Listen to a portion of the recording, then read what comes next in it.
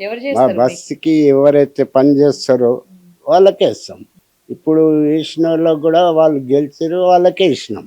ఇప్పుడు కూడా అంతే, ఎవరు పని చేస్తారో మాకు కావాల్సిన డిమాండ్స్ ఏమున్నాయో అవి వాళ్ళు సాల్వ్ చేసారంటే వాళ్ళకే ఇస్తాం. అసలు మీ డిమాండ్స్ చేస్తా ఉంటారా? ఆ చేష్టోళ్ళు చేసారు, వాళ్ళకే ఇచ్చినాం ఓట్లు. ఎలాంటి డిమాండ్? ఇప్పుడు బస్సుకి సంబంధించినవి, ఇప్పుడు రోడ్ పని అవుతుంది, ఇప్పుడు ఆ కమాన్ కావాలా, మాకు అమ్మవారి కమాన్ కావాలని అడిగినాం. బస్సు సమస్యలు కొన్ని ఉన్నాయి, అవి సాల్వ్ చేయాలా. ఎవరు గెలుస్తారో వాళ్ళకు బరోబ్బర్ వేస్తాం, వేసినాం, వేస్తాం. చేస్తామని అంటారు కానీ చెయ్యరట కదా. ఇక వాళ్ళ ఇష్టం, మేము అడిగేది అడుగుతాం. వాళ్ళు చేస్తారు చేయకపోవడం ఆ తర్వాత సంగతి. చేష్టలు చేసిర్రు, వాళ్ళకి వేసినాం, గెలిపించినాం.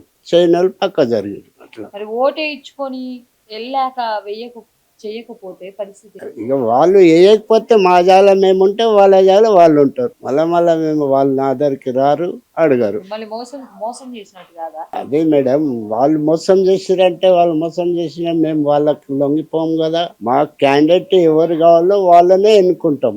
ఎవరెవరు ఇష్టం మేడం, నేను వాళ్ళకి వేస్తా అంటే వేస్తానా? వేయలేను కదా. అది ఇష్టం మీద ఉంటది అంతే. కానీ ఆలోచించి వేసేటోళ్ళు ఎవరు, బస్సులు కానీ మేము కానీ ఎవరైనా కానీ ఆలోచించి ఓటేయాల.